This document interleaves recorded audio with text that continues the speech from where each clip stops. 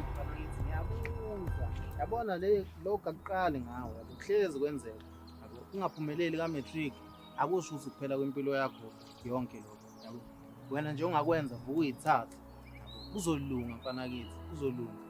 Yabo Kanjani nje kodwa emphakathini bazothini? Abangani bami bona bazothini?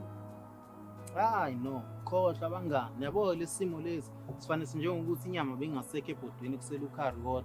Inyama isekudleni, inyama iwe phansi. Mayiwa phansi inyama ngithi uyayicosha, uyayithuntutha uphinde uyayidla. Nawe ke siqalo sakho lesivuka uyithuntutha. Akukho lula nje ukucabanga, akukho lula. Uningi.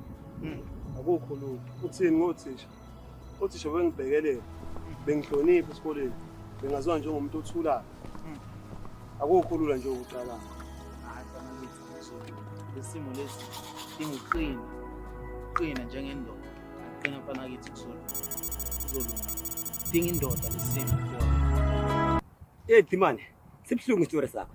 Angiwena angitshela ukuthi yazi mbejana nomngane oright. Ungiba right ungibe uyaphila. Hlezi engiyala njalo. Hlezi ngiyala. Ngifunde, ngiphase, ngiphume nama results right. Vele sisikolo sakhe ke leso mfethu. Nomngane oright akaso. Faka esikoleni old school mfethu. Sihamba kanje sihamba ngolayini kaso.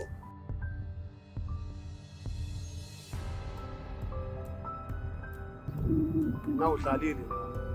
Zonke iyalo zakho nginezona, akho ngisho sisodwa sisebenzile. Udlalile nami. Njana. Emfuthi ngisenkingeni futhi. Mangithi ngiyasiza nami, ngangazi ukuthi sokugcina kuyimina ngekwaza ngowami. Hayi. Wethu. Hayi. Uyongixolela mfana.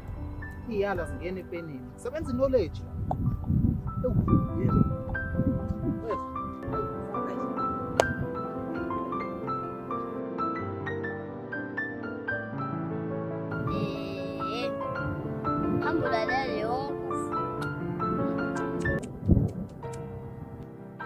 Lo muntu adumlalela ayikho indaba yakhe. Wabona wahlela ukuphuma nemali.